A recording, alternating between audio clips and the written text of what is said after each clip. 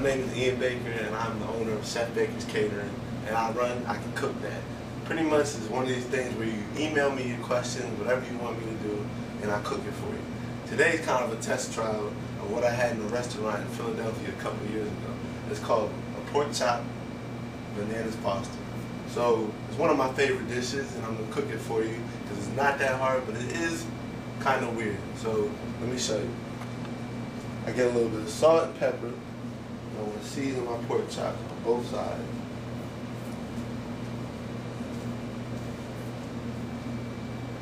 So the sea salt, it doesn't matter what type of salt you use, whatever salt you're comfortable with. I want to get my pan nice and hot.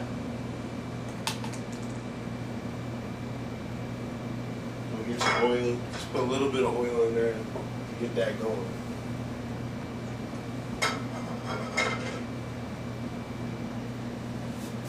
In the meantime, I'm going to cut up my banana in small slices so it goes on the plate.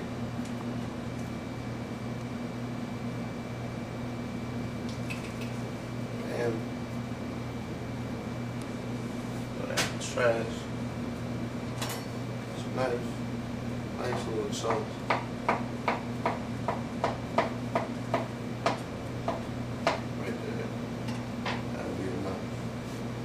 The ingredients you basically need are heavy cream, whatever type of rum you like. I like a good strong rum, so I'm using Jamaican rum. It doesn't matter on what type of proof. You still want to get that flame extract from that, so you want to add to it. Get a little hot pan going. Get ready for my pork chop. Just take the pork chop. Nice and hot. There goes sizzling. That sizzle means your pan nice and ready and hot to go. I'm gonna hold off on this one. Save that for myself later.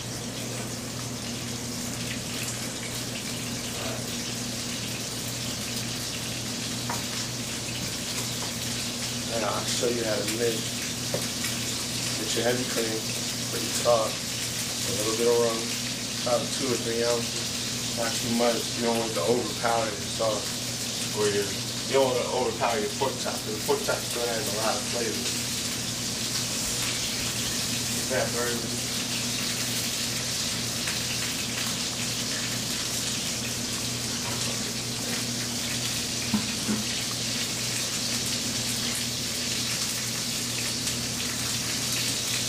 And for my side dish, I did like a little corn and pepper mixture. It has a lot of color on the plate, as you can see.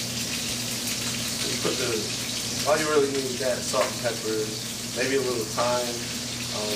Nothing really extravagant about it. You want it to complement the pork chop as well as what it does with its flavor of the pepper and the corn.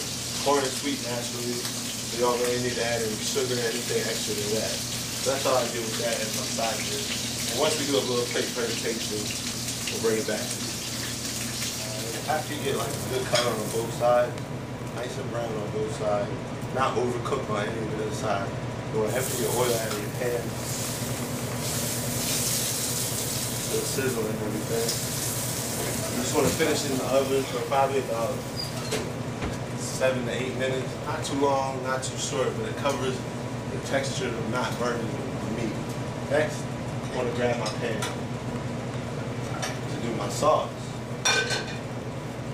Sauce, like I was saying, consists of a heavy cream and rum. So, when we get the heavy cream, probably about 1 ounce of heavy cream, so maybe like a 1/4 cup almost. Just want to get that in there. And you don't want it to curdle, so you don't want it to burn too fast. Take your banana, place your bananas in the pan.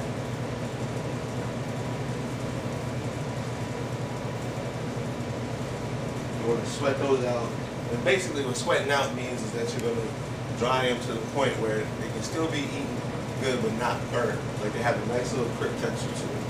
So I'm going to turn down my heat a little bit.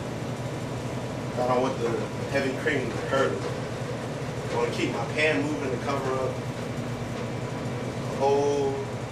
I want basically to cover up all of the banana. I want it to be 100% covered.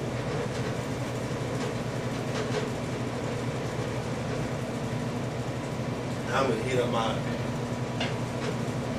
heat up my corn and pepper mixture too. Just pretty much right there. That's how your banana should look. Nice and covered and everything.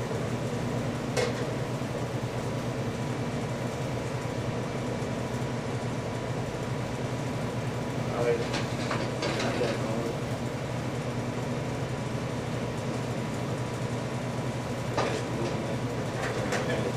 The technique I'm about to use right now is a flambe. Basically, flambe, you can do it two ways. You use your torch, put the alcohol into the pan, but you want to take it away from the actual fire because you don't want to scorch anything up here. Mostly it's done commercially because if you do it at home, you probably end up burning down your house. So I'm just going to take my rum, pour it right into the pan. Nice creamy color texture right there. Still. Then you're going to take the torch, set it on fire. Just let it douse itself. It'll put out itself. It's not going to burn forever. The other way you can do it, as most chefs do it, is what I'm showing the consumer, like the people at home, how they do it, is you pretty much tip the pan to get a little fire and then it'll come up and you get a nice little explosion. But you don't really need that. You just want that burnt feeling, to feel the rum in your mouth when it comes to the taste. Corn going over here. Right now I'm turning down my flame for that because it's boiling. You don't want it to curdle still because then it gets all nasty. You just want to lose the consistency when it's down so it's not watery. Still, right now it's still a little bit watery. It's still a little bit watery down there, so we want to get it to be like a little bit thicker. It smells real good. We need to have a little smell-o-vision, like I say, because the smell is incredible. Corn going, pepper. This is a version of like Mexican corn. Nothing extravagant. You can add your little pepper, a little spice to it, a little flavor. It's like a fajita mixture with corn. Sometimes you can add a little bit of rice for some texture. Butter helps out a little bit too. Getting that consistency. Alright. Get my plate nice and ready for the presentation. I'm going to do it on 2 plates. One for the side and then one for the pork chop.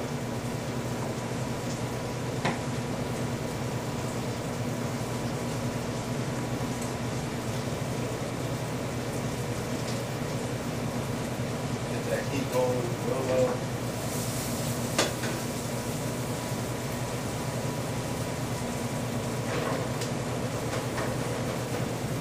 Basically, this is our pilot episode. We're trying to say, if you go out somewhere to eat and you have all the ingredients you think that go in the dish, you let me know what it is. I'll show you how I think it's cooked.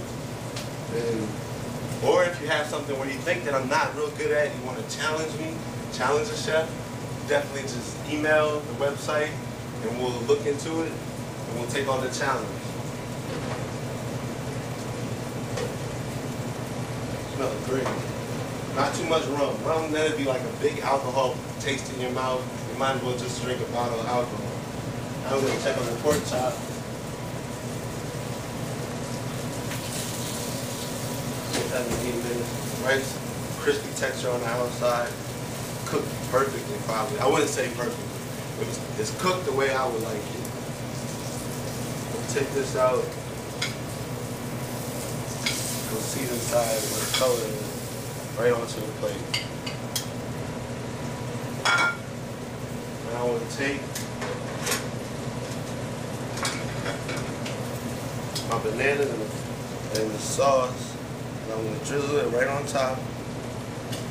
Cover it. I don't want too much sauce because it overpowers it. Just have a little bit extra over. I think I have it because of the other pork chop. Splash it a little bit. And you get that going. Stack it right on top for a little elevation. A little bit more sauce.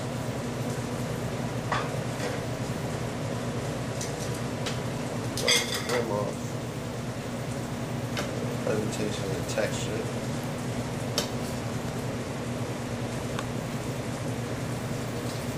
Looks really good. Alright, got that done. Here's our side. My corner Mexicali go with it.